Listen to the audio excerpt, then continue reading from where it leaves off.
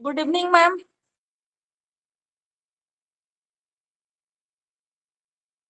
Good evening. Good evening, everyone.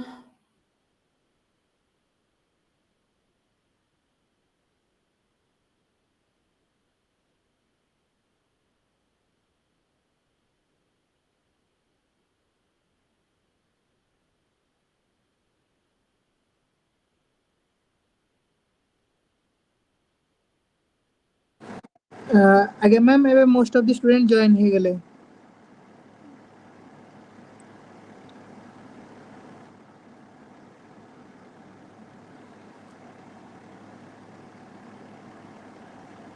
Okay. ଆଜ୍ଞା ma'am.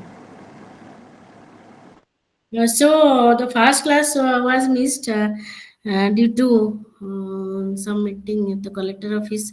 I could not take your first class, but we covered all of your module, block 1, block 2, block 3 in the 5 classes.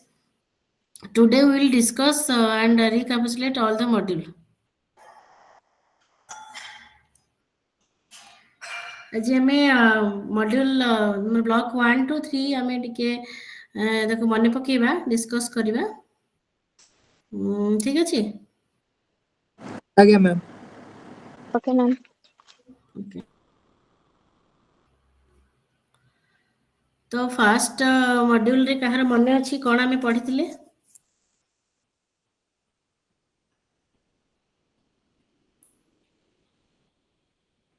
In your first module, basic just 2-3 points about what we have discussed in your first module. Ma'am ଆପଣ question କରନ୍ତୁ ଆମେ answer ଦେଇଦେବୁ। Okay. So in your first module we have discussed about your educational policy and its conceptual framework, and about the history and evolution of the educational policy, and also the educational policy after independence and before independence, and also the educational policy what is the role and responsibility of policy making bodies. So basically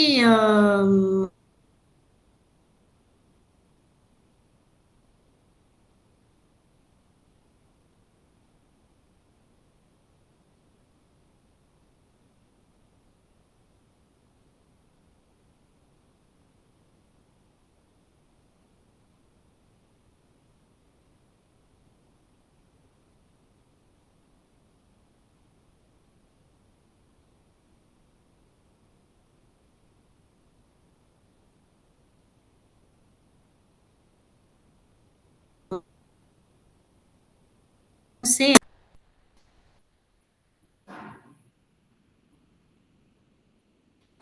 ma'am policy ହେଉଛି ଗୋଟେ overall document ଯାହାକି ଗୋଟେ education ସିଷ୍ଟମ୍ର ମାନେ ପ୍ରୋସେସ୍ଟାକୁ କରିଦିଏ, determine କରିଥାଏ କେମିତି ଆମ education system ଚାଲିବ। ଯେମିତି national education policy NP national policy on education 1968, 1986, now NEP 2020 national education policy. ତ ଆମେ ପଲିସି ମାନଙ୍କରେ ମାନେ ପୁରା A to Z ପର୍ଯ୍ୟନ୍ତ ସ୍କୁଲ ମାନେ ଏଲିମେଣ୍ଟାରୀ ପ୍ରାଇମେରୀ ଏଜୁକେସନ୍ ଷ୍ଟାର୍ଟ କରିକି ହାୟର ଏଜୁକେସନ୍, ଭୋକେସନାଲ୍ ଏଜୁକେସନ୍ ବା ଓମେନ୍ ଏଜୁକେସନ୍ ବିଷୟରେ କେମିତି ଆମେ ଇମ୍ପ୍ଲିମେଣ୍ଟ କରିବା, ଆମର ଯେଉଁ କିଛି ନୂଆ ଷ୍ଟ୍ରାଟେଜିସ୍ ଆସିଲା ତ ତା ବିଷୟରେ ଓଭରଭ୍ୟୁ ଦେଇଥାଏ ଯେମିତି କ୍ୱାଲିଟି ଡେଭଲପମେଣ୍ଟ ପାଇଁ।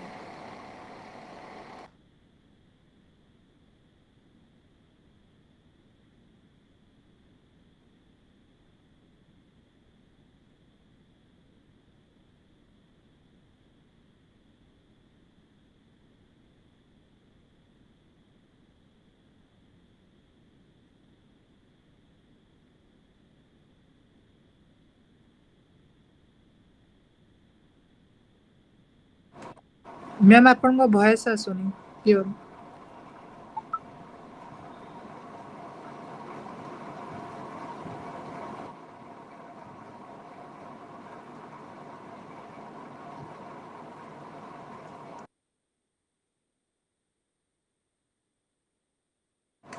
କେହି ବି ଲେଫ୍ଟ ହୁଅନି, ମ୍ୟାମ୍ଙ୍କର ନେଟୱାର୍କ ପ୍ରୋବ୍ଲେମ୍, ମ୍ୟାମ୍ ଲେଫ୍ଟ ହେଇଛନ୍ତି ଜଏନ୍ ହେବେ ବୋଧେ।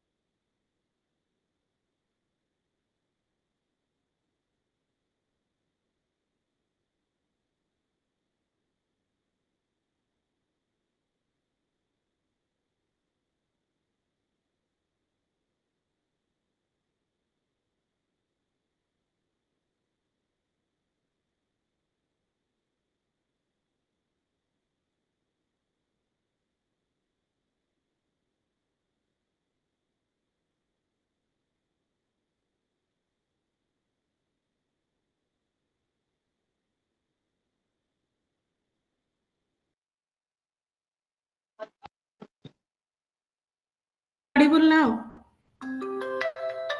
Yes, ma'am. Yes, ma'am. Okay. So I lost the network connection. Okay, now what is a policy?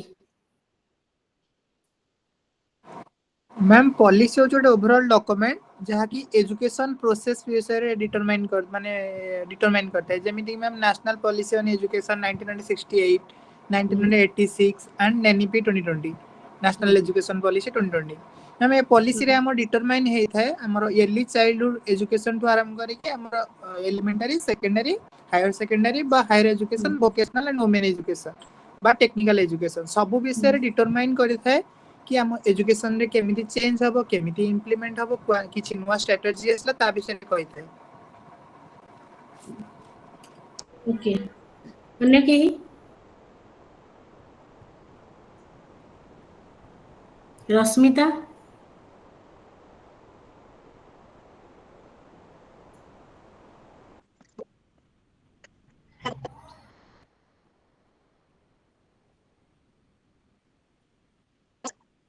Sasmita you are not audible. Okay, exactly policy. What is the educational policy? Basically, आम कहले तो system of education ता भितरे number of जिंस रोची जोटा कि system of education आगुरु केमती थिला एबे सिस्टम ऑफ एजुकेशन केमती रहइबो आगुरु जंदी 10+2 पैटर्न थिला एबे किंतु सेटा चेंज है कि 5+3+3+4 पैटर्न करा गला तो what is the pattern of education and first of all the system of education entry हला ता भितरे नेक्स्ट हला हाउ द इम्प्लीमेंटेशन स्ट्रेटजी केमती ताको इम्प्लीमेंट करिवो को किए ताको इम्प्लीमेंट करिवो काहार जुरिडिक्शन रे एटा रहिबो स्टेट आउ नेशनल रो कोऑर्डिनेशन केमती रहिबो थर्ड थिंग करिकुलम कोन रहिबो ता भितरे जो पैटर्न एजुकेशन सिस्टम टा नुआ डेवलप होची तार करिकुलम पैटर्न को भलिया रहिबो जो स्टेज गुड़ाक डिफाइन होला प्रत्येक स्टेज रे कौन कौन करिकुलर स्ट्रेटेजी रहिबो सेटा गोटे पार्ट रहिला नेक्स्ट पार्ट हैला teacher recruitment process teacher Cola teacher को स्टेज को कोला टीचर रिक्रुट करा जिवो से माने केमती पाठ पढेबे तांकर प्रोफेशनल क्वालिफिकेशन कोन रहिबो तांकर प्रोफेशनल अपग्रेडेशन कोन रहिबो कैपेसिटी बिल्डअप ताको केमती करा जिवो ता सहित स्कूलिंग सिस्टम सहित टीचर एजुकेशन को केमती लिंक कर दिया जिवो ता सहित एबे जो नुआ जिंस आसला टेक्नोलॉजी को केमती इंटीग्रेट करा जिवो करिकुलम रे सेटा गोटे पार्ट रहिला ओवरऑल एक्सेस रे आमे पॉलिसी रे केमती आमे मीट करबा access quality equity and accountability and affordability ए प्रत्येक जिनिस को आमे केमती पॉलिसी माध्यम रे मीट करबा ऑल ओवर स्ट्रेटजी पॉलिसी रे हमको डिफाइन कर दिया जाता है तो सही हिसाब रे प्रत्येक स्टेट एंड नेशन से हिसाब रे काम करती तो achieve the national education policy और goal of national education policy so next आम डिस्कस करथिले तो पॉलिसी गोटे तयारी हवा पूर्व कौन काम कर नेशनल लेवल रे कौन काम करा जाइथे बा कौन प्रोसेसिंग हेथे तो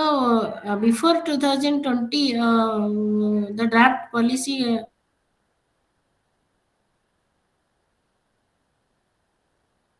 prepared in 2000 what kind of process कौन गोटे प्रोसेस थिला सेतेबेले आमे सेतेबेले ड्राफ्ट पॉलिसी तयारी करिया पर प्रत्येक स्टेक होल्डर जो माने एजुकेशन सहित रिलेटेड तांकोटू फीडबैक नै जायतिला प्रत्येक एजुकेशन रो हिस्टोरिकल इवोल्यूशन जहा सब हेची सेगुडा को सब कंसीडर को नै जायतिला एवं ग्राउंड लेवल ले पेरेंट कौन चाहूचंती तांकोटू फीडबैक नै जायतिला एवं टीचर माने कौन चाहूचंती एवं एडमिनिस्ट्रेटर माने कौन चाहूचंती टीचर एडमिनिस्ट्रेटर रो लिंक केमती रहिची एवं स्टूडेंट टीचर रिलेशनशिप केमती रहिची सब गुडा को गोटे फीडबैक माध्यम रे बा क्वेश्चनर माध्यम रे कलेक्ट करा जायतिला ता सहित each and every historical evolution education रो सिस्टम रे कौन कौन इवोल्यूशन आसीची अप टू हम जदी चिंता करबा बिफोर गुरुकुल सिस्टम रो till now we have a journey in education that in two part before independence and after independence So if we consider in each and every policy, then 2020 is a blending of all the policy. ଆମେ ଯୋଉ 2020 policy କଥା କହୁଛେ ଏଟା ସବୁ ଯାକର ସବୁ ପଲିସିରୁ କିଛି କିଛି ସେଠୁ ନିଆଯାଇଛି ବା ଭଲ ଭଲ ଜିନିଷ ଯୋଉଟାକୁ ଆମେ କହୁଛେ ଇମ୍ପ୍ଲିମେଣ୍ଟ କରିବା ପାଇଁ ତାକୁ ଇନକ୍ଲୁଡ କରାଯାଇଛି। ତ ସବୁ ଯାକର ଗୋଟେ ବ୍ଲେଣ୍ଡିଂ କରାଯାଇଛି। ଯେମିତି ଆମେ କହିବା ଏନସିଏଣ୍ଟ ଟାଇମ୍ସରୁ କିଛି କଥା କିଛି ପଜିଟିଭ ଜିନିଷ ନିଆଯାଇଛି, ମୋଗଲ ପିରିୟଡରୁ ନିଆଯାଇଛି, ବ୍ରିଟିଶ ପିରିୟଡରୁ ନିଆଯାଇଛି, ସବୁ ଗୁରୁକୁଳ ସିଷ୍ଟମରୁ ନିଆଯାଇଛି, ଇସଲାମିକର ଏଜୁକେସନ ସିଷ୍ଟମରୁ କିଛି ନିଆଯାଇଛି। ତ ସବୁ ଯାକର ବ୍ଲେଣ୍ଡିଂ କରାଯାଇଛି। ସେବେଳେ ଯେତେବେଳେ ପଲିସି ଫର୍ମେସନ କରାଯାଏ ତ ସବୁ ସ୍ତରରେ କ'ଣ କରାଯାଏ, ଗୋଟେ ରିଭ୍ୟୁ କରାଯାଏ, ସବୁ ସ୍ତରରୁ ଡାଟା କଲେକ୍ସନ କରାଯାଏ, ତାପରେ ଗୋଟେ ଡ୍ରାଫ୍ଟ ଫର୍ମେସନ ହୁଏ। ସେ ଡ୍ରାଫ୍ଟ ସମସ୍ତଙ୍କ ସହିତ ପୁଣି ସେୟାର କରାଯାଏ, ତାପରେ ସେଇ ଡ୍ରାଫ୍ଟର ସେୟାର କଲା ପରେ ପୁଣି ଫିଡବ୍ୟାକ୍ ନିଆଯାଏ, ତାପରେ ଫାଇନାଲ ଫର୍ମ ଆସେ। So this is the behind the work to create a new policy. So ଆମେ discuss କରିଥିଲି first module ରେ the evolution বা what is the main features of educational policy before independence. ତ ମତେ କିଏ କହିବ ଯେ ଇଣ୍ଡିପେଣ୍ଡେନ୍ସ ପୂର୍ବରୁ ଆମର ଏଜୁକେସନ ସିଷ୍ଟମରେ କ'ଣ କ'ଣ ମାନେ ଆଇ କ୍ୟାଚିଂ ଜିନିଷ ଥିଲା? मैम फर्स्ट है चैप्टर 1813 रे तापर मैक्लुमिने 1834 वुड डेस्पेस 1854 हंटर कमीशन 1882 तापर है यूनिवर्सिटी एजुकेशन कमीशन कोलकाता इतला 1902 ना 4 रे तापर सैडलर कमीशन 1919 रे तापर वार्धा स्कीम इतला 1937 रे पोस्ट वार कमीशन 1944 रे बहुत बढ़िया। तो if we माने compare these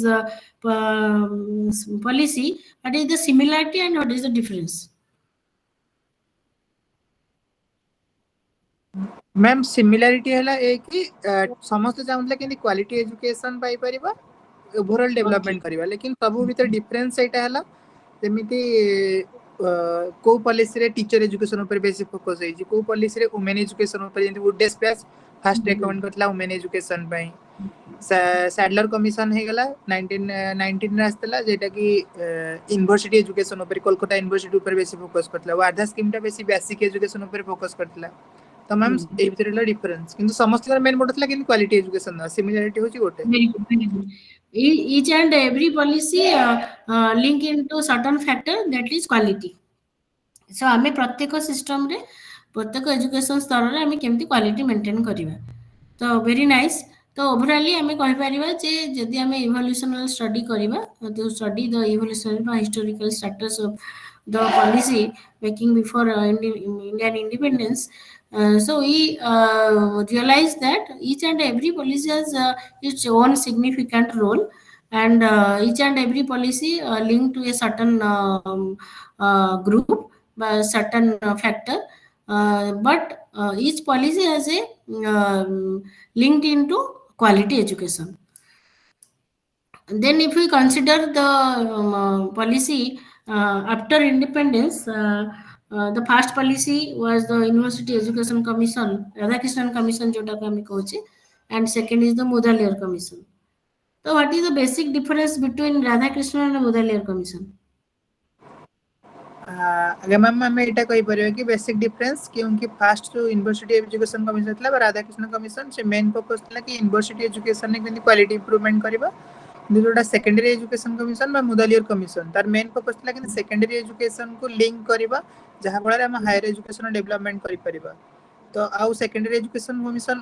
अन्य आउ गोटे पे फेमस थला कि एटा बाइबल फॉर टीचर को जाय। टीचर एजुकेशन पे बहुत सारा रेकमेंड करथला केतेटा वर्किंग आवर रहबा दरकार, माने गोटे टीचर पे वीकली केते नवा दरकार, गोटे क्लास आवर केते रहबा दरकार।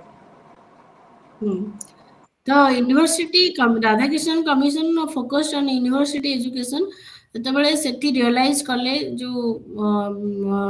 ଲିଙ୍କ ସେମାନେ ଯେଉଁ ଲିଙ୍କ ଥିଲେ ସେଠି ସେମାନେ ରିଅଲାଇଜ୍ କଲେ ଯେ ୟୁନିଭର୍ସିଟି ଏଜୁକେସନକୁ କେମିତି କ୍ୱାଲିଟେଟିଭ୍ କରାଯିବ तो बट यूनिवर्सिटी एजुकेशन को जदि क्वालिटेटिव करबा हमें तो हमें सेकेंड तळु आसीबा दरकार सेकेंडरी एजुकेशन जदि क्वालिटेटिव हो हायर एजुकेशन जदि क्वालिटेटिव हो ताहले जाके यूनिवर्सिटी एजुकेशन क्वालिटेटिव हो तेणु से realize that the secondary education must be qualitative then national policy education 68 आसिला 68 रे बहुत गुडे फीचर ता धरे सेकेंडरी एजुकेशन रे जहा थिला सेटा को निया गला ता सहित आउ किछि किछि फीचर्स जोड़ा गला देन तापरे आसिला एजुकेशनल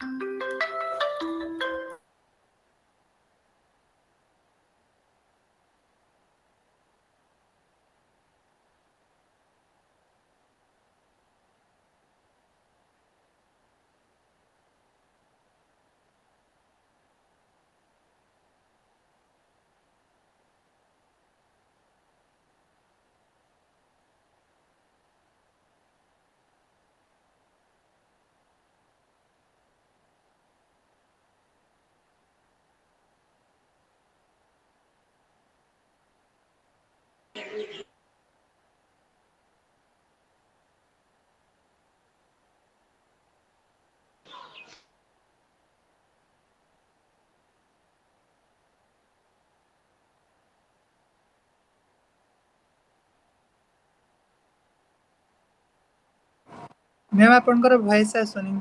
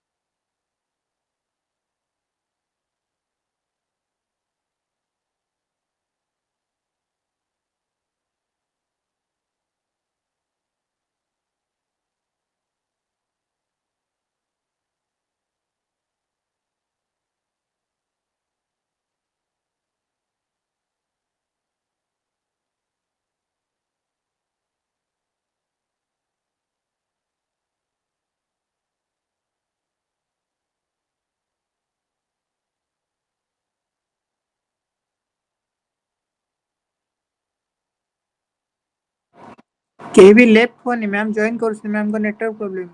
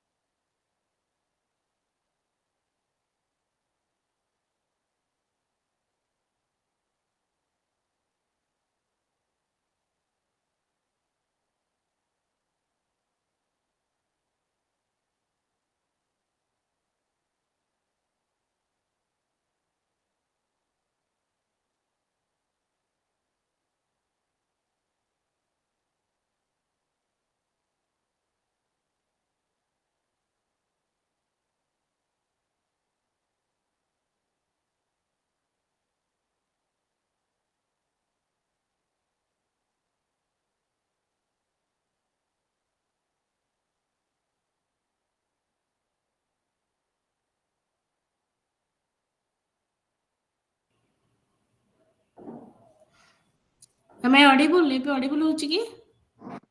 यस मैम ହଁ ସେ ଗୋଟେ problem net net Yes, problem ma'am. ଅଛି ମଝିରେ କଟି ଯାଉଛି ଆଉ କନେକ୍ଟ ହଉନି।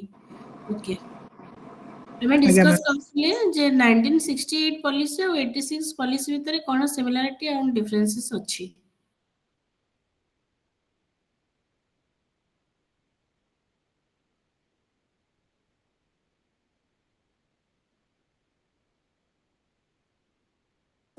मैम आपनकर वॉइस आसुनी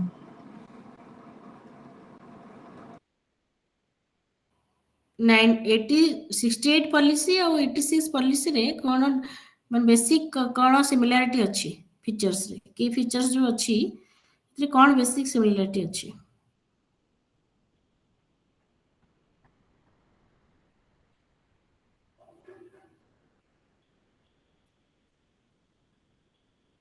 ଅଡିବୁଲ୍ ହଉଛି? मैम କିଏ ଜଣେ ରେସ୍ପନ୍ସ ଦିଅ। मैम 1968 पॉलिसी एंड जो एटा थला 1986 एटा राजीव गांधी थले एटा रे इंदिरा गांधी थले प्राइम मिनिस्टर आउ एथरे भी सिमिलरिटी कोन थला ना 10+2 10+2+3 ऊपर पैटर्न ऊपर फोकस थला 1986 भी सही 10+2+3 ऊपर फोकस करथला ma'am most of the time कि समस्त मतलब क्वालिटी एजुकेशन दीटा फोकस करथले ता से तो नेबर स्कूल मतलब पाखर स्कूल रहबा दरकार जो प्राइमरी एजुकेशन ने रहबा दरकार आ आगे मैम ଟିକେ କଟି ଯାଇଥିଲା ବସ୍ ହଁ କୁହ କୁହ। आगे मैम मैम नेबर स्कूल विषय रेकमेंड करथिला तापरे quality education women education teacher training ऊपरे मैम एरा होची सब कॉमन माने जोटा रहिबा दरकार science education mathematics education research ऊपर फोकस करथिले दीटा को सेम आगे मैम ओके ଯଦି ଆମେ ଦୁଇଟା ଯାକୁ କମ୍ପେୟାର କରିବା ତ ଆମେ we realize that national education policy 1968 and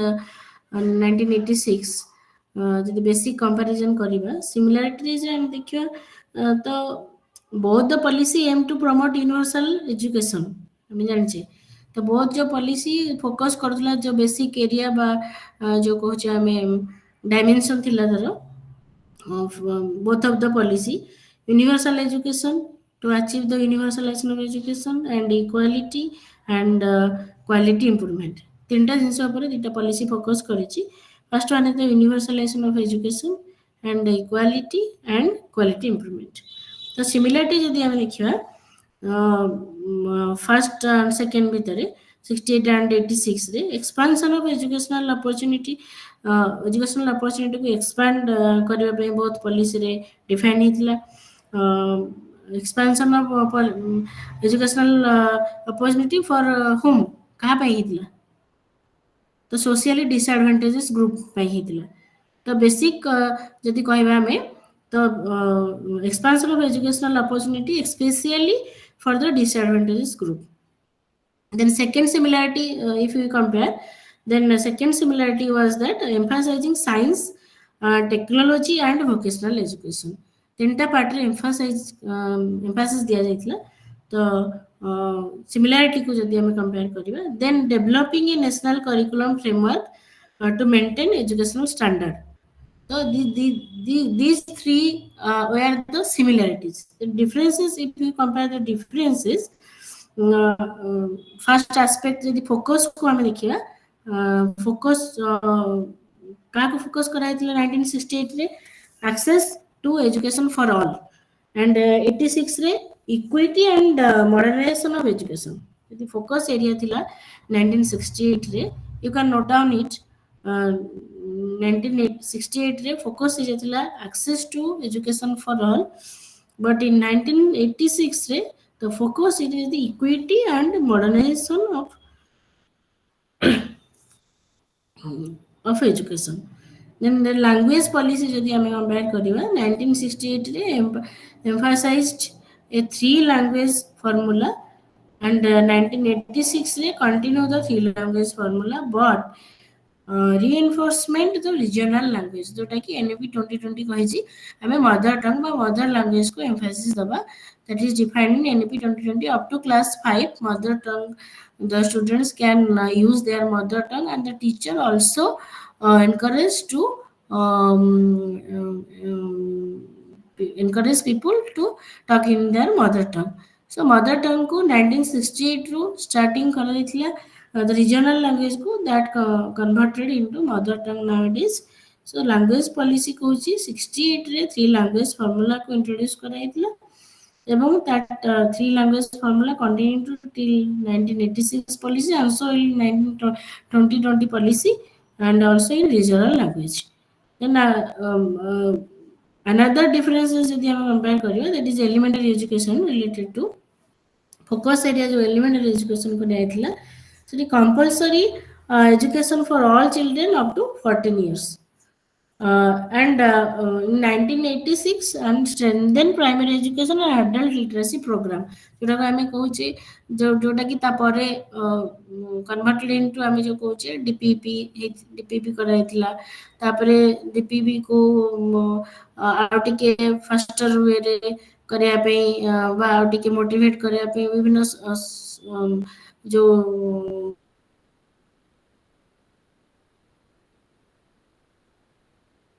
जो एजुकेशन फॉर ऑल जो कहउछन्ती हमें सेटा को अधिक स्ट्रेंथन करबा पे प्राइमरी एजुकेशन और एडल्ट लिटरेसी प्रोग्राम कराइतिला देन टेक्नोलॉजी एंड मॉडर्नाइजेशन कथा जदि हमें फोकस एरिया नबा सो सेति बेसिक डिफरेंस थिला 68 एंड 86 रे 68 रे थिला मिनिमम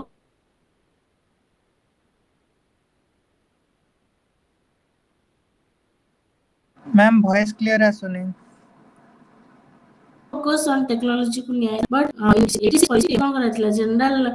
किछि कमेंडेशन कराइतिला वुमेन एजुकेशन को नेकी बट सेटा मोर स्ट्रांगर हैला 1986 पॉलिसी रे गर्ल्स एजुकेशन को बेसी एम्फासिस देला एंड हायर एजुकेशन को जदि हमें गोटे कंपैरिजन एरिया नबा तो प्रमोटेड साइंस एंड रिसर्च को प्रमोट कराइतिला 68 रे but also it expanded in higher education institutions तो जदि शॉर्ट रे हमें कहिबा द 1968 policy laid the foundation while the 1986 policy focused on modernization and equity बुझियला आगे मैम नेक्स्ट हमें मॉडल 1 रे आउ कोन डिस्कस करथिले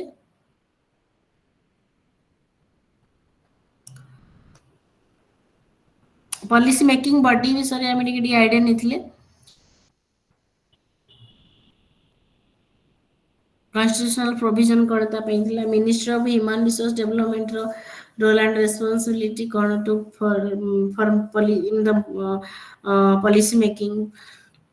And see, CAB, what is the role and responsibility of CAB, and that is the role of Planning Commission. Then we discussed that advisory institution involved in the policy formulation and implementation. Then all other scheme and programs.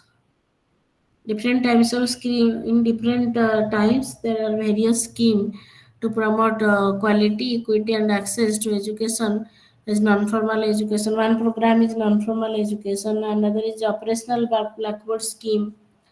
and national program of nutritional support to primary education, that is midday meal program, and KGBP, and also teacher education program, and KBS, NBS, that autonomous body were introduced to maintain the access, to increase the access and maintain equality, and vocationalization of secondary education at plus 2 level. These are the and also DPP program, and DPP, these are the project. But the scheme and program are vocational education, KBS, NBS, KGBP, and operational backward. But in there some project were introduced at that time, that is DPEP, and nowadays Samagra Shiksha Abhijan, and also the national program of education, that is girls elementary level, to NPGL ଆମେ କହୁଛେ. So these are the programs. So you can tell what is the main features of operational blackboard scheme.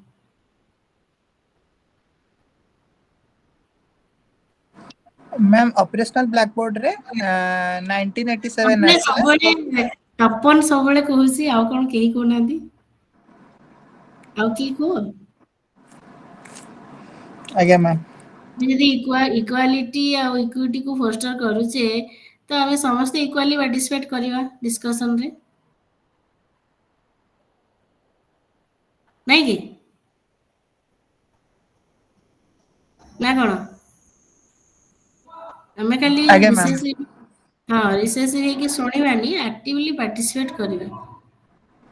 This is a discussion class, not centered with upon, but decentralized, in a decentralized manner.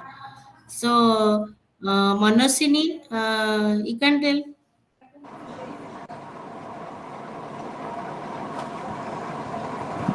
what are the basic feature of operational blackboard scheme?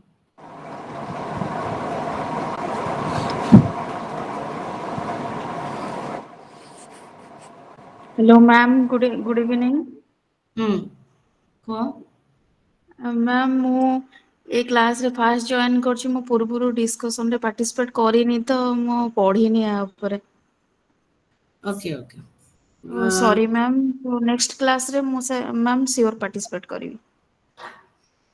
Sorry किछि नाही, हमें participate करले भलो, जेहेतु तुम join है ना, तो दिस इज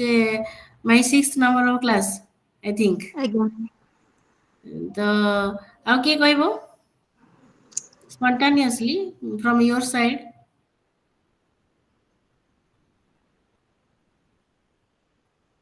मैम एथरे बिल्डिंग्स बनेवा को नेकी करा हितला. Okay. Oh. Operational blackboard name रू किछि जଣା पड़छि?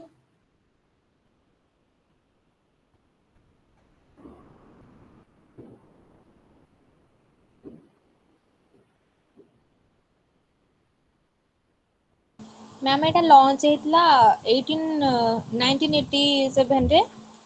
आउ तार एम थिला कि इम्प्रूव प्राइमरी एजुकेशन. मोर स्कूल आ मोर टीचर मान को जॉब दबा नेकी बिथिला. आ कोन थिला ता भीतर ब्यूटिफिकेशन ऊपर किछि थिला कि?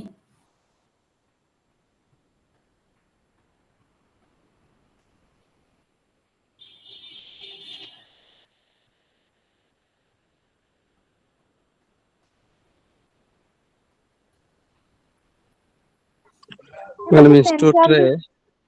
ସେଣ୍ଟ୍ରାଲି ସ୍ପନ୍ସର୍ଡ ସ୍କିମ୍ ଟା ଥିଲା ଏଟା।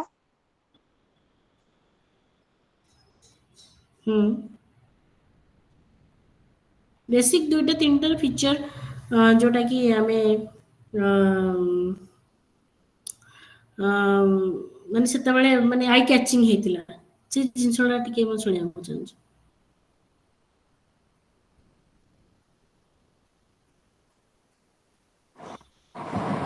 ମ୍ୟାମ୍ ମୁଁ ଏବେ କହୁଛି ହୁଁ ହୁଁ ମ୍ୟାମ୍ ଅପରେସନ୍ ବ୍ଲାକ୍ ବୋର୍ଡର ଗୋଟେ ରଖା ହେଇଥିଲା ବ୍ଲାକ୍ ବୋର୍ଡ ତାର ମେନ୍ ଇକ୍ୱିପମେଣ୍ଟ ନଥିଲା କି ଗୋଟେ ସ୍କୁଲକୁ ବ୍ଲାକ୍ ବୋର୍ଡ ଦବା ତାର ମେନ୍ ଫୋକସ୍ ଥିଲା କି ସ୍କୁଲରେ ମିନିମମ୍ ଇନଫ୍ରାଷ୍ଟ୍ରକ୍ଚର ଯେମିତି ଗୋଟେ ଦିଟା ରୁମ୍ ରହିବା ଦରକାର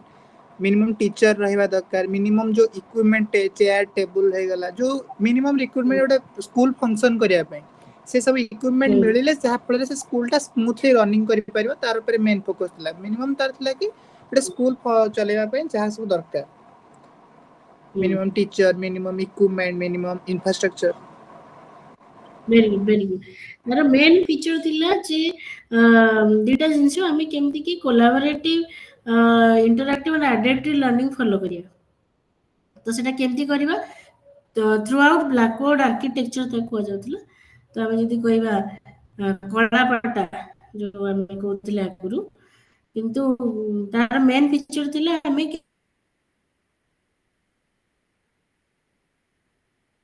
केमती गोटे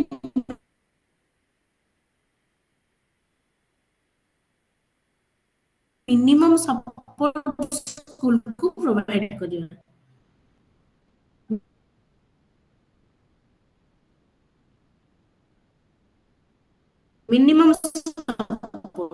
minimum support means teacher and to provide one or two classroom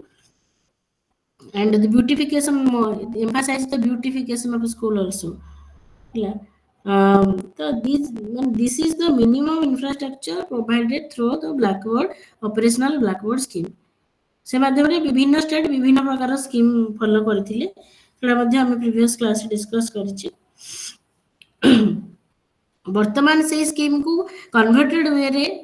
बा मॉडिफाइड वे रे हम यूज करछि कोन सेटा कहि परिबा हम जो ऑपरेशनल ब्लैकबोर्ड स्कीम को हम in now days what was the modified version हम कहि परिबा स्मार्ट क्लासरूम कहि परिया हम करछि ना नहीं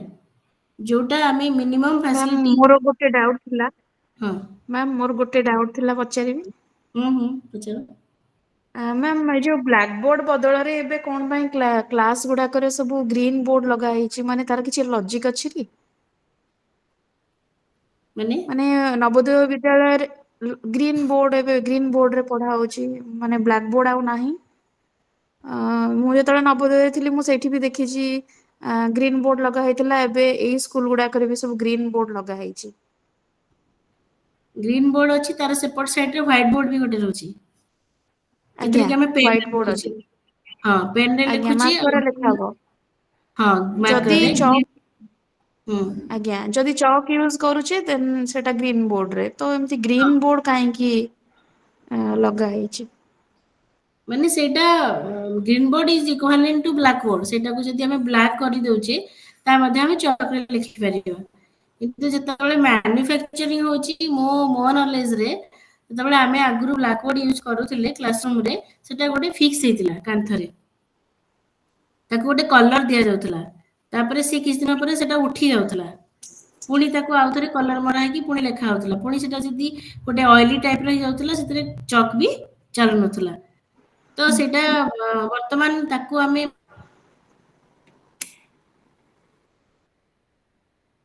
मॉडिफाइड करके हमें गोटे आज्ञा हमें तबले माने 1995 प्रो 2008 पर्यंत क्लासरूम रे ब्लैक बोर्ड कांथरे फिक्स होतला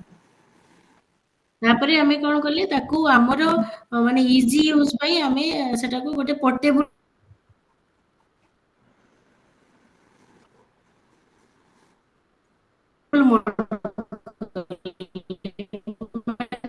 ब्लैक बोर्ड थिला किंतु ताती पोर्टेबल माने थोइ क्लास मानी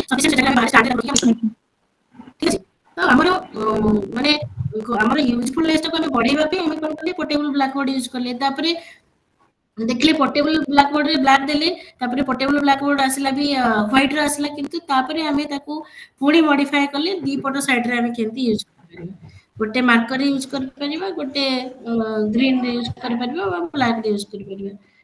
मु भाबुची तार किछि माने ग्रीन रे भी चक्र चलिले देखा जिवो ब्लैक रे चलिले देखा जिवो मैम तार हमरो मेन गोटे लॉजिक हैला हम्म मैम आमे के जे कोनोसी गोटे ब्लैक ऊपर लिखिबा ताकू तो इरेज कला परे तार जो थाए चॉक रो डस्ट गुडा को सेटा गोटे पॉइंट पूरा रखि परिबा ग्रीन रे कले तार जो चॉक रो डस्ट थाए तो एते माने बैक सरफेस को एते खराब करेनी मैम आ गोटे कहि परिबा पॉइंट कि गोटे ग्रीन ऊपर लिखले भलो कंट्रास्ट आसीताए एज कंपेयर टू ब्लैक आउ ब्लैक बोर्ड यूज करबा टिके वेट थाए माने जेतले तो पेस्ट करिया पड़िबो त पोर्टेबल भी नुह किंतु हम ग्रीन बोर्ड किंतु एबे पोर्टेबल वाला आसुची तो as compare to black board green board very flexible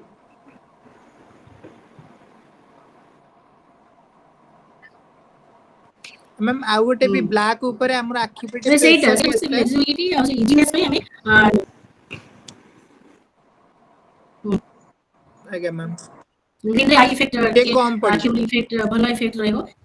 हां ब्लैक जेतु गोटे सब कलर को ऑब्जर्व कर नउची आ ग्रीन रे ग्रीन कलर को से रिफ्लेक्ट करूची जोटा कि हमें कहूचे आई इंपैक्ट आई आखि रे भी भलो पड़िबो एटा तार रीजन हे पारे बायोलॉजिकली जदि हम देखिबा डस्ट फैक्टर को जे देखिबा डस्ट सेतरे भी जा उडुतला एतरे भी से उडियो सेटा मैटर करूनी किंतु डस्ट तो चक्र गुंड उड़ीबो सेटा जितने बेसी सेतबे हमें प्रिफर करूचे आजिकली पेन रे लिखिबा भाई जोटा कि डस्ट उड़िले सेटा नाक रे पसिबो आखि रे पसिबो सेटा हमकु माने अनइजी लागियो किंतु ब्लैक और ग्रीन रे बेसिक डिफरेंस मु भाबुची सेमती माने एते किछि नाही ब्लैक रे जहा लिखि देखि परिबा हमें ग्रीन रे भी देखि परिबा किंतु गोटे आई को गोटे भलो लागुची ग्रीन देखिबा पे आउ कि ता पछरे किछि रीजन मते लागुनी थिबो बोली भलो क्वेश्चन गोटे मनसनी पछार आगे मैम मैम एटा प्रैक्टिकली एबे यूज होउची तो माने करंटली मु भी जोठी अछि सेठी भी नुवा नुवा हाँ एमती क्वेरीज मन रे आसीबा कथा जे आगुरु काहे कि हमें एबे जो ऑनलाइन क्लास हम जो ब्लैक बोर्ड सिस्टम रो एबे स्मार्ट क्लास को पळे आसले आगुरु ब्लैक बोर्ड रे पढुतले एबे स्मार्ट क्लास रे पढुचंती तो काहे कि पढुचंती ताकू भी हमें जस्टिफाई करया दरकार तो स्मार्ट क्लास बहुत गुडे बेनिफिट्स रहउची सेठी हमें स्मार्ट क्लास को रिकॉर्डेड करि पारुचे हमें परे ताकू रिव्यू करि पारुचे जोटा कि पूर्वरु नथिला तो बहुत गुडे पॉजिटिव इंपैक्ट अच्छी नेगेटिव भी अच्छी तेणु जेहेतु बेसी पॉजिटिव अच्छी आम बेसी आडप्ट करुचे यदि बहुत गुडे नेगेटिव इंपैक्ट था मे भी आम आडप्ट करते ना कि आम देखुचे स्मार्ट क्लास जिते पिलाने छोट पिलाने स्मार्ट क्लास कलापर सर्भे कहूँ जे 99% पिलांकर आफ्टर कोरोना आई जो आखिर जो विजन कमी जाइए जोटा रहा कथा नहले आमे भी निजे जदि 5-6 घंटा जदि लैपटॉप की मोबाइल को देखिबा हमर मध्ये आखि पड़िबो आखि जळिबो बा इरिटेशन हबो तेणु बैड इम्पैक्ट बहुत गुडे थिले मध्ये हमर पॉजिटिव इम्पैक्ट बहुत जेतु अछि हमर टाइम कंज्यूम करि पारछे हमें फ्लेक्सिबिलिटी रहउची टाइम रो हमें जे कोनसे समय रे ताकू पढि पारछे रेकॉर्ड करि पारछे ताकू रखि पारछे तार स्क्रीनशॉट त ए सब फ्लेक्सिबिलिटी पाई हमें बेसी ऑनलाइन क्लास को एबे अडॉप्ट करनी छे तो से वाला that main point may be Etah flexibility पाई सेटा ग्रीन बोर्ड यूज करछे हमें थैंक यू नेक्स्ट हमें डिस्कशन को जिबा तो ऑपरेशनल ब्लैक बोर्ड रो हमें जानले तो minimum facility to provide minimum facility to the school that scheme is implemented and it motivate the student and increase access also then हमें डिस्कस करबा जे जो केबीएस और एनबीएस रो कोन ऑब्जेक्टिव थिला मैम केवीएस और NBS के एनबीएस टा mainly focus ला कि rural area ऊपर केमिति रूरल एरिया रे क्वालिटी एजुकेशन प्रोवाइड करबा जेमिति जेएनबी गुड़ाक इंफ्रास्ट्रक्चर डेवलप कराई रूरल मैक्सिमम पिला एनरोल हो पारे आउ जो सीबीएसई पैटर्न में क्वालिटी एजुकेशन पाई परिबे आउ केवीएस टा जो हैला केंद्रीय विद्यालय संगठन तार मेन फोकस ला अर्बन एरिया रे माने केमिति क्वालिटी एजुकेशन प्रोवाइड करबा को माने आसी कि जने जॉब कले तांको स्टूडेंट माने टी क्वालिटी एजुकेशन पाइबा चाहछंती जोटा कि मिनिमम कुछ कम पैसा रे बहुत कम पैसा लागि थाए तो केमिति एनरोल होई परिबे आ जो माने कास्ट बेसिस रे बेतरे फ्री रे भी पढ़ी परिबे तो से सिस्टम भी हाँ अछि that is may be most माने डिप्राइव्ड ग्रुप जो अनप्रिविलेज्ड ग्रुप माने को एम्फासिस दिया जाउतला मैम आज्ञा एबे आ गोटे जिनस मैम एबे मदर टंग ऊपर टिके बेसी एम्फासाइज करा हेची एनबीएस रे हम्म तो से माने मने करो महाराष्ट्र रे जो एनबीएस गुडा का अछि सेठी मराठी लैंग्वेज माने से माने जेमती बुझी परिबे काइना जेहेतु रूरल एरिया रो पिल्ला माने पढुचंती सेमानकर लैंग्वेज रे किछि बेरियर हेई पारे बुझी पारे बोली सेमानंकु सेई माने तांको लोकल डायलेक्ट रे बुझेई पारिबो न लोकल लैंग्वेज रे बुझेई हेबो कि ओडिसा पिलांको ओडिया रे कि रेस्पेक्टिव जो स्टेट अछंती सेठी तांको डायलेक्ट रे बुझा होची ସେଇଟା ଗୋଟେ ଏବେ ଫୋକସ ହେଇଛି ମାନେ କରେଣ୍ଟଲି ସେଇଟା after implementation of NEP 2020 mother tongue is mostly emphasized in primary section in foundational and preparatory section ସେମାନେ କେମିତି जो बैरियर होची ड्रॉप आउट होचंती ସେମାନେ maximum drop out were created by the language barrier जो हमें देखिए ट्राइबल एरिया और coastal area को जो कंपेयर करवा तो ट्राइबल एरिया लैंग्वेज गोटे 90% बैरियर हुए तो पिला सेठी निजर भाषा को बुझी पारेनी टीचर और स्टूडेंट भितर गोटे कॉन्फ्लिक्ट हुए से ड्रॉप आउट भी हो जाती तो से लैंग्वेज बैरियर को हटाया पे मदर टंग को फैसिलिटेट कराउची पिला तार निजर भाषा रे जति कहबो ताले बेसी सेटा ताकू माने अट्रैक्ट करिवो तो स्टूडेंट टीचर अंडरस्टैंडिंग तार डेवलप हबो तापरे ताकू हायर पाठ गुडा को पढिबा पे इजियर सेति मदर टंग को फैसिलिटेट कराउची सो एनबीएस और केबीएस दिटा को सिस्टम जो थरे कि माने रूरल अर्बन एरिया रे ता सहित डिप्राइव्ड ग्रुप को बेसी फोकस करा जाए माने दिया जाए अनप्रिविलेज्ड ग्रुप को सेठी एडमिशन दिया जाए ता सहित गोटे कल्चरल एक्सचेंज गोटे हुए आज्ञा मैम ये 9th क्लास रे एटा हेता है माने बाहर स्टेट रो पिला आसी कि जेंती मैम मोर गोटे इंटर्नशिप पड़थिला जेएनबी गजपति रे तो सेठी जे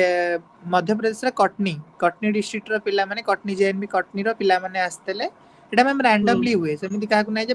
लॉटरी सिस्टम हबो 9th क्लास पिला माने को जो माने सिलेक्ट हेले से माने जिबे कटनी ओडिसा पिला माने जेएनबी गजपति पिला सेटा माइग्रेशन सेटा मैम माइग्रेशन को से कल्चरल एक्सचेंज करा हबो जा फल रे बॉन्डिंग टा स्ट्रांग हेता कल्चर को रेस्पेक्ट मिलता है आगे मैम से सिस्टम टा जेएनबी रे मैम मोर गोटे छोटो जिंस मु शेयर करबी माने जोठी थिली मु जेएनबी नवरंगपुर रे ଯେତେବେଳେ ସେଇଠି ମନେକର ଗୋଟେ ଫ୍ଲାୱାର ଉପରେ କୁହା ହେଲା କି ଗୋଟେ ପ୍ଲାଣ୍ଟ ଉପରେ ରିସର୍ଚ୍ଚ କରିବାକୁ କୁହା ହୁଏ ତ ତାଙ୍କ ଜେଏନଭି ର ଟାଇ ଅପ୍ ଥିଲା ମହାରାଷ୍ଟ୍ରର ଗୋଟେ କୁ ନବୋଦୟକୁ ତ ଏମାନେ ଏଇ ନବରଙ୍ଗପୁର ନବୋଦୟ ଆଉ ମହାରାଷ୍ଟ୍ରର ନବୋଦୟ ପିଲାମାନେ ମିଶିକି ସେମାନେ କଲଚର ତାଙ୍କର ଏରିଆରେ କୋଉ ପ୍ଲାଣ୍ଟ ଅଛି ଏମାନଙ୍କ ଏରିଆରେ କୋଉ ପ୍ଲାଣ୍ଟ ଅଛି ସେମାନେ ଏକ୍ସଚେଞ୍ଜ କରିକି ସେଟା ବି କରୁଥିଲେ ସେଟା ଗୋଟେ ପ୍ରୋଜେକ୍ଟ ଦେଖିବା ଲର୍ଣ୍ଣିଂ ସହିତ ଗୋଟେ କଲଚରାଲ ଏକ୍ସଚେଞ୍ଜ ହଉଛି ସେଠି ଗୋଟେ ଡେଭଲପ ହଉଛି ପିଲାଙ୍କ ଭିତରେ ଟଲରାନ୍ସ ଆଉ କୋଅପରେଟିଭନେସ କୋଲାବୋରେଟିଭନେସ ଡେଭଲପ ଯୋଉଟା କି ଆମେ କହୁଛେ ଯୋଉ ବର୍ତ୍ତମାନ ଯୋଉ एनईपी 2020 अनुसार ଆମେ ଯୋଉ କହୁଛେ କୋଲାବୋରେଟିଭ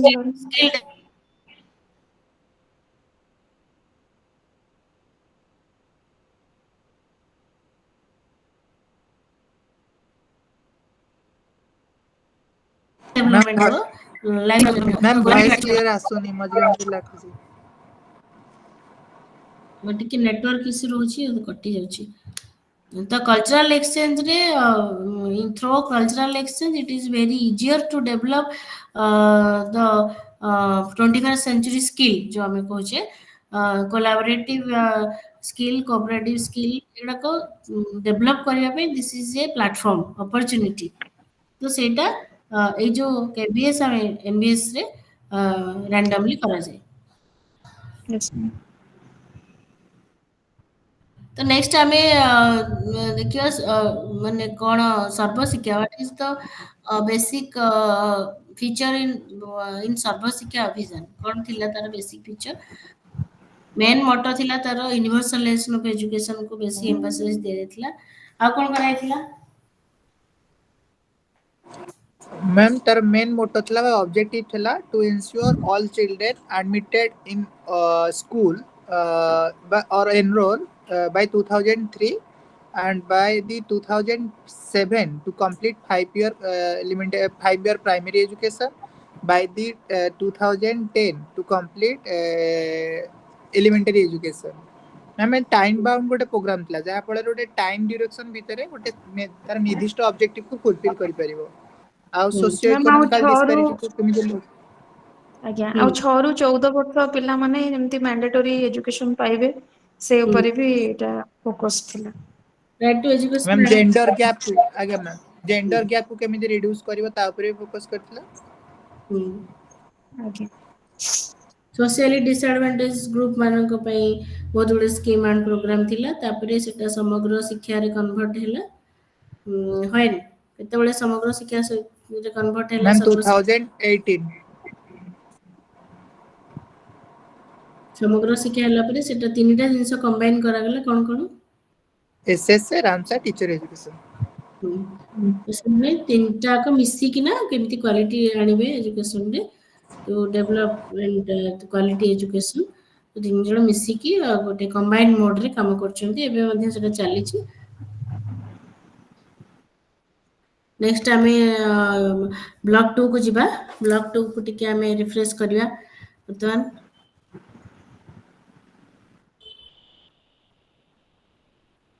ब्लॉक 2 रे आमे कोन पढिथिले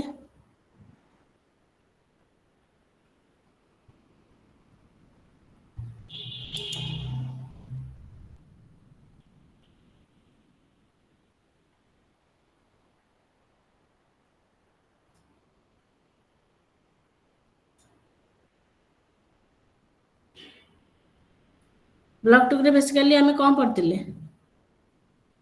ब्लॉक 2 रे आमे पढिथिले स्ट्रेटजी फॉर पॉलिसी फॉर्मुलेशन है कि आगे मैम ब्लॉक 1 रे जस्ट ताको टिके जस्ट इंट्रोडक्शन थिला ब्लॉक 2 रे ताको इलाबोरेटली हमें डिस्कस करथिले strategy and process strategy for policy formulation and process for policy formulation and also the bodies associated with the policy implementation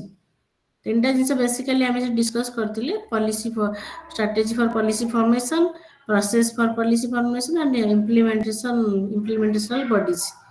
and in different states how the educational management bodies works case study मध्ये किछि देखिथिले सेठी तो आमे जदि overall discuss करबा the what are the strategy for policy formulation के कहबो 3-4 point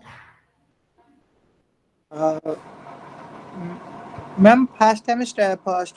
policy formulation भाई fast need देखि था माने नीड को अछि बा पर्पस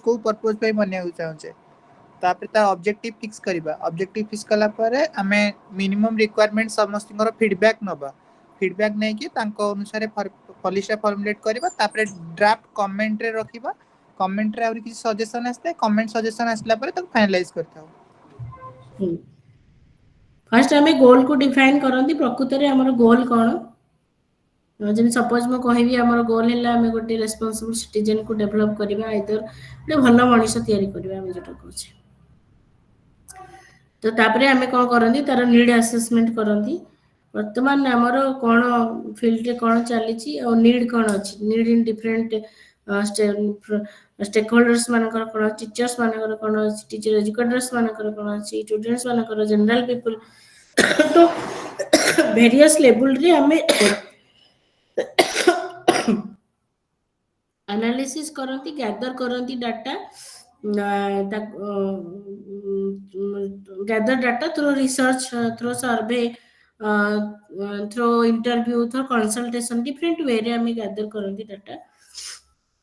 एनालाइज करती आम सिस्टम को माने थ्रू आउट सम क्वेश्चनर माने केमती टीचर स्टूडेंट रेशियो केमती अच्छी इंफ्रास्ट्रक्चरल गैप कौन अच्छी कि नहीं करिकुलर गैप करिकुलम गैप कौन अच्छी ना नहीं सब जिन आम नीड आसेस करती सहित आम माने जो डिसएडवांटेज ग्रुप कम्युनिटी अच्छा जेंडर गैप अच्छी कि नहीं ये सब जिन को आम नीड आसेस करती नेक्स्ट आम करिकुलम पेडागोजी को स्ट्रेंथन करने पे प्लान करती कौन स्ट्रेंथन केमती करा according to the need then improve teachers training and how to improve teachers training and how to provide support to the system how to cater the inclusive and equitable access then strengthen the governance and accountability public private relationship को strategy build करा जाए different types of research innovation strategy build up करा जाए integrate करा जाए lifelong learning को skill development को so these are the different strategy to before strategy are used for policy formulation then कौन process part रे रही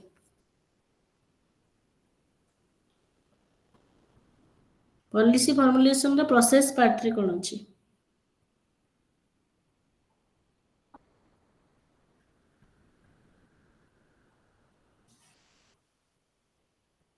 हमें ऑडिबल Yes, ma'am. आगे मैम मैम क्वेश्चन कौन कहले what are the process of policy formulation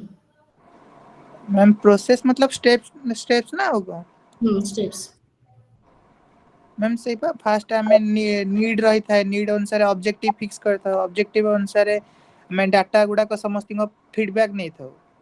feedback नेला कोन से data को नहीं कि हमें किसी पॉलिसी फॉर्मुलेट करता है पॉलिसी बनला पर ताको ड्राफ्ट रिपोर्ट बनता है जेबे एनसीटी रा बे ड्राफ्ट रिपोर्ट बनला हमें तो स्ट्रैटेजी तापरे विभिन्न प्रकार स्ट्रैटेजी रे हमें कोन करले कलेक्शन करले डाटा गैदर करले सस्टेनेबिलिटी को देखिले जेंडर गैप देखिले सब जिंस को हमें स्ट्रैटेजी बिल्ड अप करले तापरे हम आसी जीवा प्रोसेस को हमें प्रोसेस पॉलिसी फॉर्मुलेशन रो प्रोसेस को पळे आसीबा प्रोसेस को आसले हमें कोन करिया प्रथमे हमें कोन करबा आइडेंटिफाई करबा आगे मैम प्रथमे कोन करबा आइडेंटिफाई करबा प्रॉब्लम आइडेंटिफाई करबा प्रथमे तापरे एजेंडा सेटअप करबा नहीं कि प्रोसेस रे कोन करबा हमें एजेंडा सेटअप कोन करबा कंडक्ट रिसर्च करबा डाटा कलेक्ट करबा एनालिसिस करबा स्टेक होल्डर जो माने अछन तो एंगेज करबा हां पॉलिटिकल सोशल सपोर्ट को इंश्योर करबा तापरे कोन करबा हमें नेक्स्ट स्टेप एनालिसिस करबा पॉलिसी को रिव्यू करबा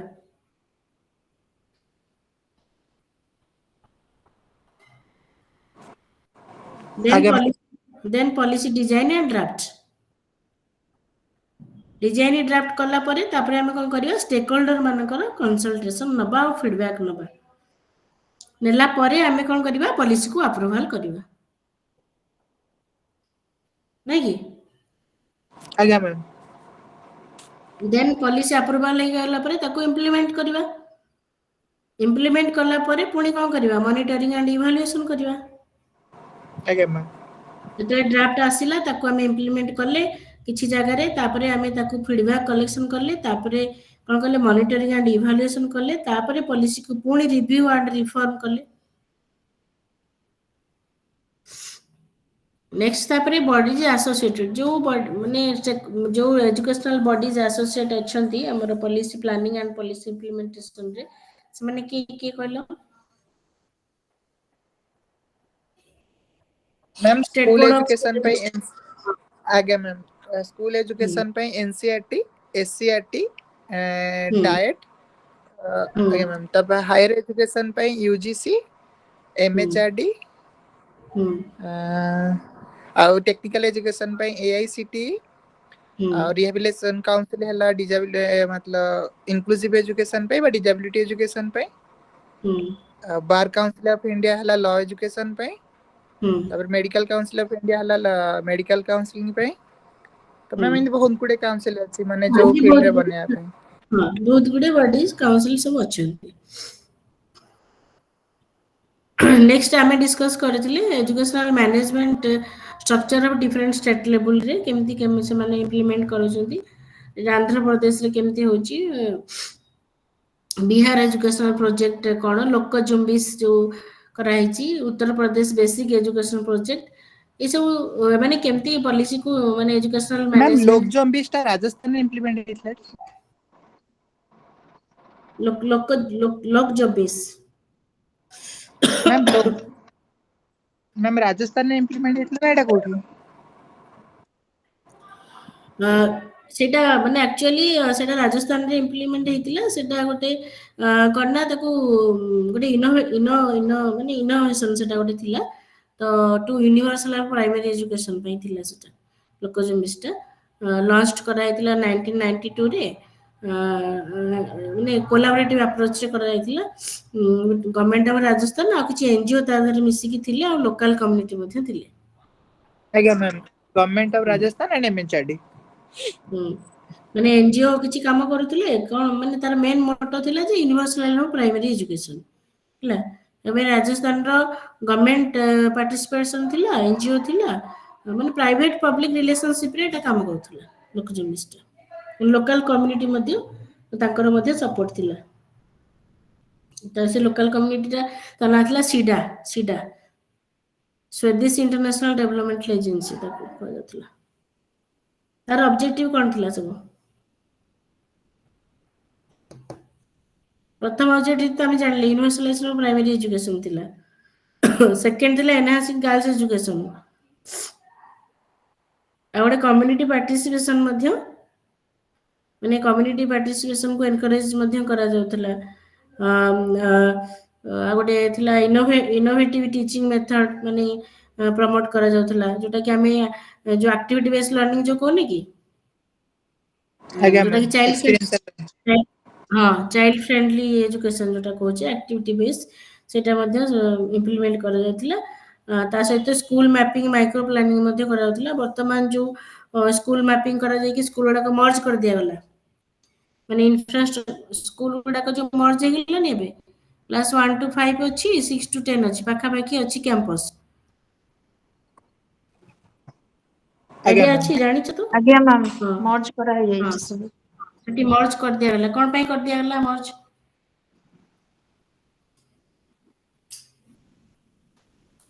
टू रिड्यूस मैम एजुकेशन आमे कहि परिबा कि बहुत गुडे एमिति स्कूल अछि जेठी स्टूडेंट माने बहुत कम माने इंफ्रास्ट्रक्चर तो अछि टीचर माने अछंदी एटी लैब पड़े मैम सेटा ना लागि माने सेठी कोन हला हमें ताकू इंफ्रास्ट्रक्चर धरो गोटे प्राइमरी स्कूल अछि जेठी पांचटा क्लासरूम अछि जेठी पांचटा टीचर अछंती बट गोटे स्कूल 6 ରୁ 10 अछि सेठी दुई जण टीचर अछंती ताकर तीनटा क्लासरूम अछि तो सेठी आईसीटी फैसिलिटी अछि तो सेठी कोन करा गला एआर रे ताकू मिनिमम डिस्टेंस रे ताकू मर्ज करले कोन हला सेठी ह्यूमन रिसोर्स को इफेक्टिवली यूज कर दिया गला to maintain quality education infrastructure को यूज कर दिया गला तो सेठी पांचटा क्लासरूम तीनटा क्लासरूम मिसी गले तो सेठी इंफ्रास्ट्रक्चर भी यूज होला ह्यूमन रिसोर्स 5 जण ए 2 जण टीचर में 7 जण हेले गोटे स्कूल रे तो पीरियड मध्य तांको मध्य बांटी दिया गला तो माने गोटे इफेक्टिव यूज करा गला माने ह्यूमन रिसोर्स को इंफ्रास्ट्रक्चर फाइनेंस रिसोर्स मध्य तर टेक्नोलॉजी को प्राइमरी सेक्शन जाकी बाहर कोठी गोटे तांकर स्कूल काम करूथिले बा गोटे कैफे रे सेठी एंट्री करथिले डाटा सेठी गोटे प्लेटफॉर्म मिलला तांको स्कूल रो यूडीआईएस एंट्री करिया पे तो इफेक्टिवली यूज कर दिया गला कम्युनिटी मोबिलाइजेशन कर दिया गला तेणु माने एटा गोटे माने भल जिनस हैला भल गोटे स्कीम हैला जोथि पई कि हमें मिनिमम रिसोर्स रे मैक्सिमम यूज कर पाले तो नेक्स्ट आमे जिबा रोल ऑफ डाइट रो कोन रोल तो मु लास्ट क्लास रे डिस्कस करथिली डाइट रो रोल कोन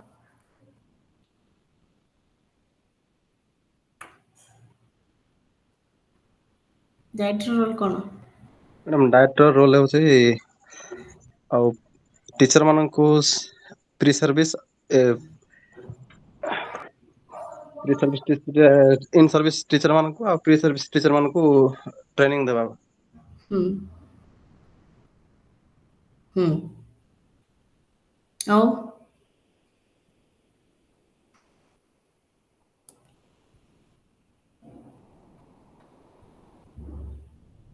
ଡାଏଟ୍ର ମୁଁ କହିଥିଲି there are 5 research and departments। Innovation. ହଁ 5 ଡିପାର୍ଟମେଣ୍ଟସ୍ ଅଛି ଡାଏଟ୍ରେ। ଗୋଟେ PhD ଡିପାର୍ଟମେଣ୍ଟ ଅଛି ଯୋଉଟା କି ଆମେ କହୁଛେ ଯୋଉ ପିଲାମାନେ ଟ୍ରେନିଂ ନେଉଛନ୍ତି ବା ଟିଚର ହବା ପାଇଁ ସେଟା ହଉଛି PhD department, pre service teacher education system ତାକୁ କହୁଛେ ଆମେ। ତାପରେ ଆମର ଇନ୍ ସର୍ଭିସ୍ ଯୋଉ ଅଛି ଡିପାର୍ଟମେଣ୍ଟ, ସେଥିରେ କ'ଣ ହେଉଛନ୍ତି ଯୋଉ ଟିଚର ମାନେ ବର୍ତ୍ତମାନ ଏକ୍ଜିଷ୍ଟିଂ ଟିଚର ଅଛନ୍ତି ସେମାନେ ବର୍ତ୍ତମାନ କାପାସିଟି ବିଲ୍ଡଅପ୍ ହେଉଛନ୍ତି, ଯୋଉଟାକି ଗୋଟେ ବର୍ଷରେ ଯେମିତି 50 ଆୱାର୍ସ ଅଫ୍ ପ୍ରଫେସନାଲ ଟ୍ରେନିଂ ସେମାନେ ନେବେ ଏନ୍ଇପିରେ ଡିଫାଇନ୍ କରିଦିଆଯାଇଛି। ପ୍ରତ୍ୟେକ ଶିକ୍ଷକ 50 ଗୋଟେ ବର୍ଷରେ 50 ଘଣ୍ଟାର ଟ୍ରେନିଂ ନେବେ। ତ ସେଥିପାଇଁ ତାଙ୍କର କାପାସିଟି ବିଲ୍ଡଅପ୍ କରିବା ପାଇଁ professional standard of teachers develop କରିବା ପାଇଁ ତ ସେଥିପାଇଁ ଅଛି ଇନ୍ ସର୍ଭିସ୍ ଡିପାର୍ଟମେଣ୍ଟ। ତାପରେ ଆସିଲା ଆମର ଯୋଉ ଆମେ କହୁଛେ ରିସର୍ଚ୍ଚ ଆଣ୍ଡ ଇନୋଭେସନ ଯୋଉ କହୁଛେ, ଆମେ ପ୍ରକୃତରେ ଫିଲ୍ଡ ଲେଭେଲରେ କ'ଣ ଚାଲିଛି, ତାର ଆଉଟପୁଟ୍ କ'ଣ, ଯୋଉ scheme and plan and program ଚାଲିଛି ବିଭିନ୍ନ ସ୍କିମ୍ରେ, ତ ସେଥିପାଇଁ ଫିଲ୍ଡ ଲେଭେଲରେ ରିସର୍ଚ୍ଚ ହେଉଛି, ଇନଷ୍ଟିଟ୍ୟୁସନାଲ ରିସର୍ଚ୍ଚ ହେଉଛି, କୋଲାବୋରେଟିଭ ରିସର୍ଚ୍ଚ ହେଉଛି। ତ this is a department research and innovation department,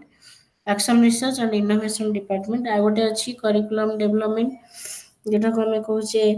ICT and material development, ମାନେ ଯୋଉ technology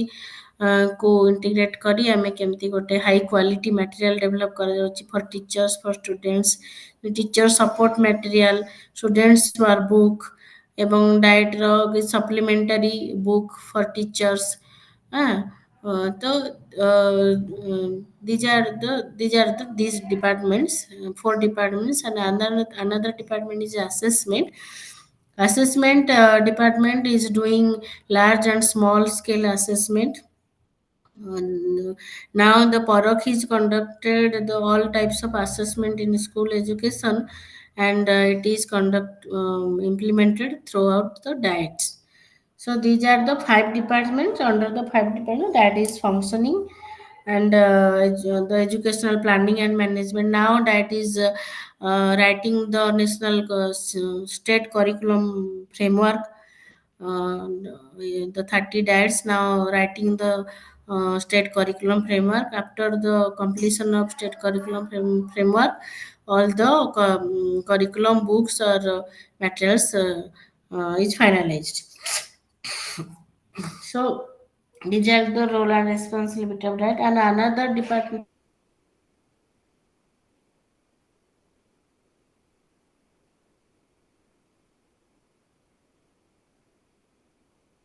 another and classrooms also encourage the community engagement and awareness. So these are the role of dads, and dad is the now is the academic head of the district. DO is the administrative authority, and dad is the academic authority. Beside this, the different state implement their policy according to their local needs. ଯେମିତିକି ମହାରାଷ୍ଟ୍ରର କ'ଣ need ଅଛି, ଓଡ଼ିଶାର କ'ଣ need ଅଛି, ତ ସେମାନେ national curriculum ଫ୍ରେମୱାର୍କକୁ ନିଜ ହିସାବରେ କଣ୍ଟେକ୍ସଚୁଆଲାଇଜ କରିକି ମଡିଫାଏ କରିପାରିବେ। ତ this is also mention in the NEP 2020 where we can modify the policy according to our need and according to our context.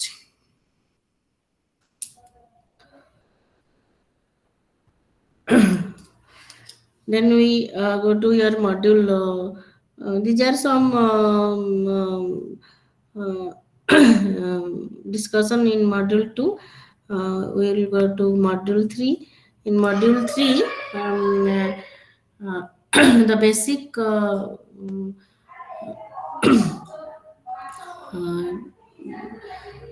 chapter where କ'ଣ କ'ଣ ଥିଲା ସେଥିରେ ମେନଲି ଡିସେଣ୍ଟ୍ରାଲାଇଜ୍ଡ କେମିତି କରାଯାଉଛି ପ୍ଲାନିଂକୁ, इम्प्लीमेंटेशन केतेबेले भल हबो गोटे एजुकेशनल पॉलिसी को आमे केतेबेले भल भाबरे इम्प्लीमेंट कर परिबा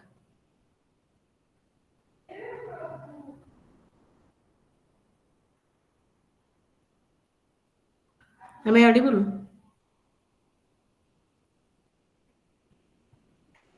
मैम कौन कहले how to implement a policy effectively आमे कौन कर परिबा आमे गोटे पॉलिसी को इफेक्टिवली इम्प्लीमेंट करबा पे आमे कौन कर परिबा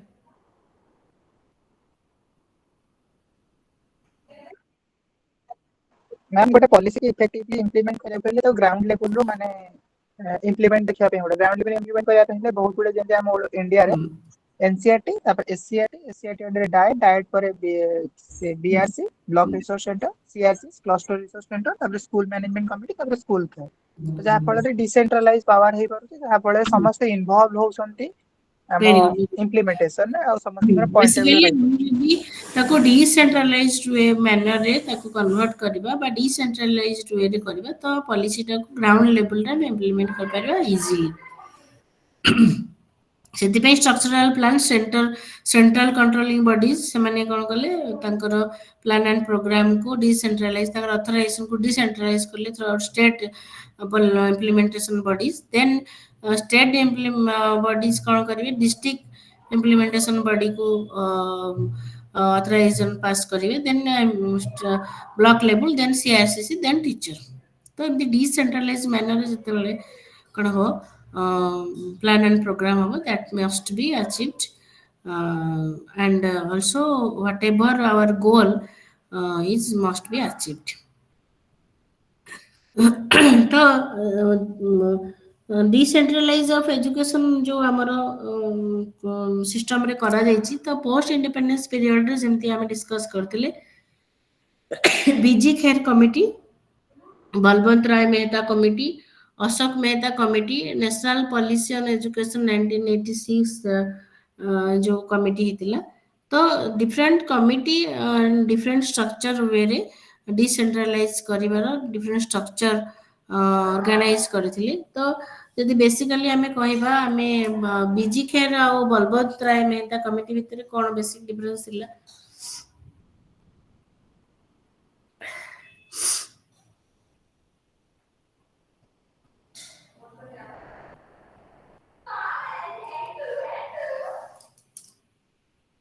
कौन थिला मैम बलवंत राय मेहता कमिटी एटा मतलब जो पंचायत राज थीबो मैं पंचायत राज ट्रायल सिस्टम जो त्रिस्तरीय पंचायत राज सिस्टम को ऊपर फोकस दिला जहा पर पंचायत पंचायत समिति एंड जिला परिषद एटा हे पत्ता जहा पर पावर गुडा को डिसेंट्रलाइज हो और माने रूरल लेवल में ना एटा 97 बेसिकली हां बलवंत राय गोटे 3 टायर सिस्टम थिला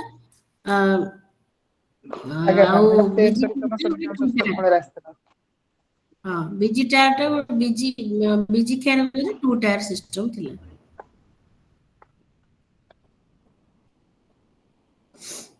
मैम सेकंड टा कोन कहले जानि हला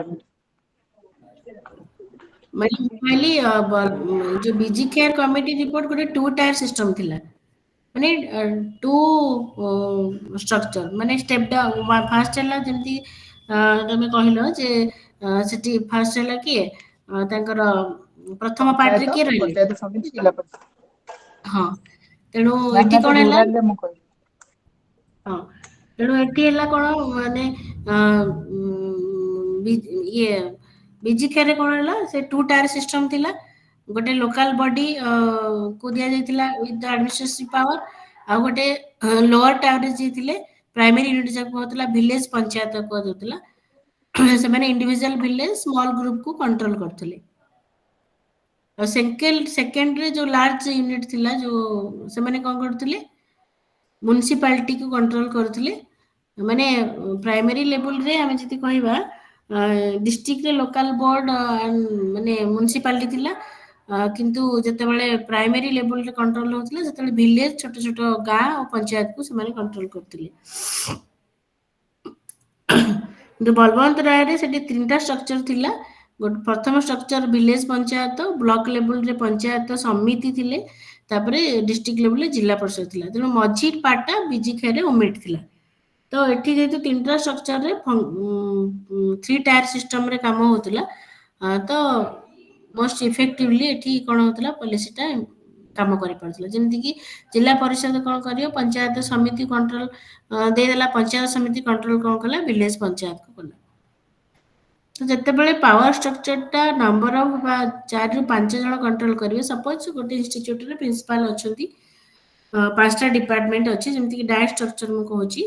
तो सेठी कौन हम जब 5टा डिपार्टमेंट दायित्व रे 5 जन लोक रहिले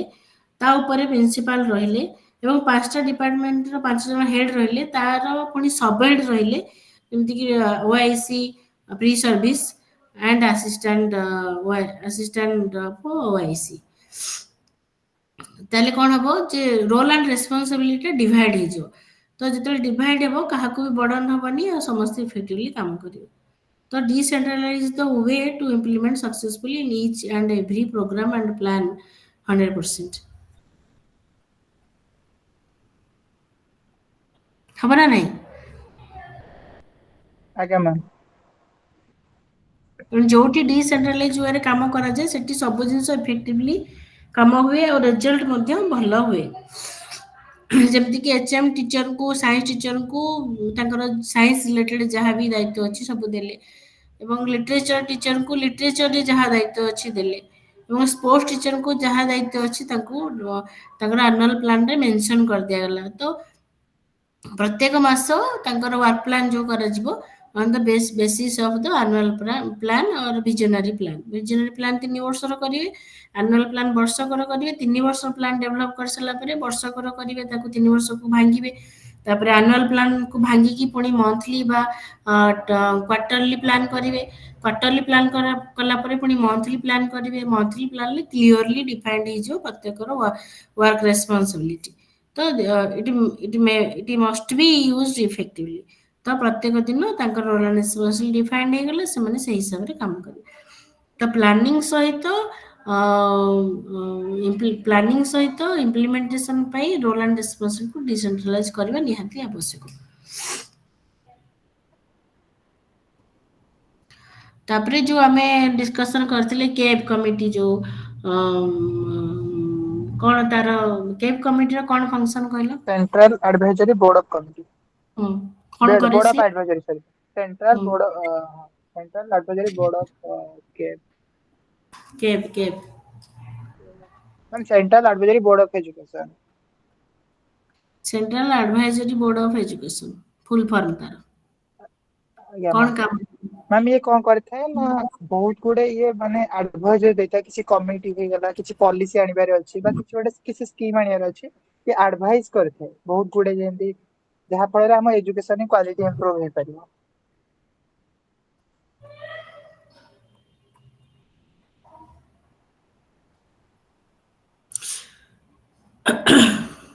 जेमती की मैम कुछ गोटे आमर गोटे स्कीम आनिबार अछि फॉर एग्जांपल से एडवाइस करथे कि मानेकर स्कूल एजुकेशन आईसीटी इन्वॉल्व करिवार अछि कहबो ने एडवाइस ये करबो कि आईसीटी ता एमिति करो कि जहाँ बजट फ्रेंडली हवा दरकार जोटा रूरल लेवल रे इंप्लीमेंट हे परथिबो से चाहुतला कि आईसीटी इंट्रोड्यूस हबो किंतु ये रेकमेंड करथाय एमिति इंप्लीमेंट करो कि जोटा माने रूरल लेवल रे इंप्लीमेंट हे परिबो लोक माने एटा किनि परिबे टीचर माने एटा यूज करि परिबे माने एटा होची गोटे हमर हाईएस्ट एडवाइजरी बॉडी माने central advisory board of education is the highest advisory body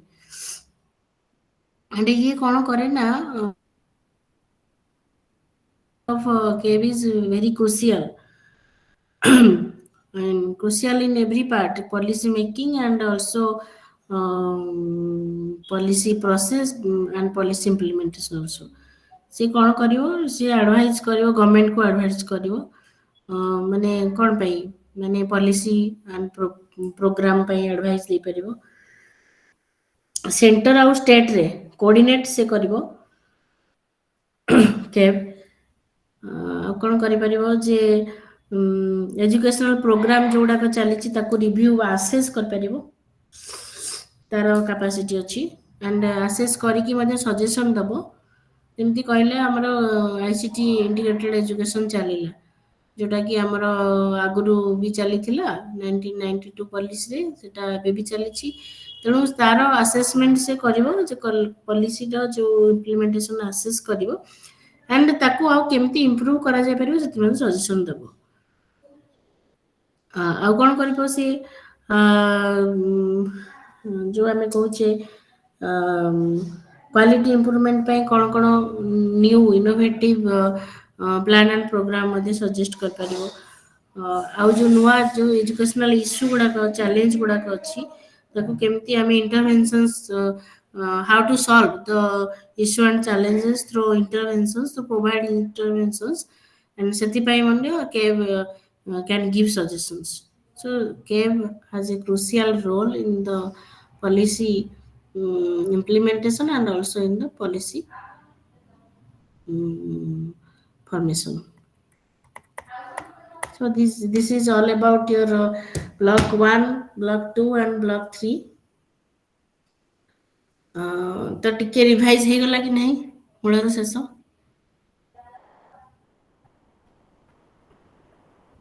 ଆମେ ଅଡିବୁଲ? ଆଜ୍ଞା ମ୍ୟାମ୍। Yes, ma'am. ଏବେ ଟିକେ ଆଇଡିଆ ମୂଳରୁ ଶେଷ ରିଭିଜନ ହେଇଗଲା କି?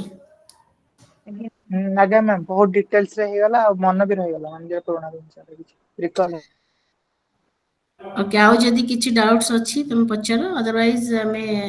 କ୍ଲାସ୍ ଓଭର କରିବା। ଆଉ ଆସାଇନମେଣ୍ଟ କଥା ଥ୍ୟାଙ୍କ ୟୁ। ମତେ କିଏ ପଚାରୁଥିଲେ ଜଣେ, ଆସାଇନମେଣ୍ଟଟା ଅଜୟ ସାରଙ୍କୁ ପଚାରିବ, ସେ ବୁଝିକିନା କହିଦେବେ। ଆଜ୍ଞା ma'am. Okay, so thank you everyone, and all the best. Thank you, madam. Thank you. Thank you. Thank you ma'am. Thank you. Ma'am ନମସ୍କାର। ମ୍ୟାମ୍ ଆପଣଙ୍କ ନମ୍ବରଟା ଟିକେ ଦେଇଦେବେ। ହଁ, 94380 94380 2110 94380 94380 2110. এটা also WhatsApp number. ମ୍ୟାମ୍ ଆପଣଙ୍କ ଫୁଲ୍ ନେମ୍ କ'ଣ? କଲ୍ୟାଣୀ ମାଝୀ, ଯୋଉଟା ଦେଖଉଛି ସ୍କ୍ରିନରେ ସେଟା ହିଁ ମୋ ଫୁଲ୍ ନେମ୍। ଆଜ୍ଞା। ଆଜ୍ଞା। Okay, so thank you all.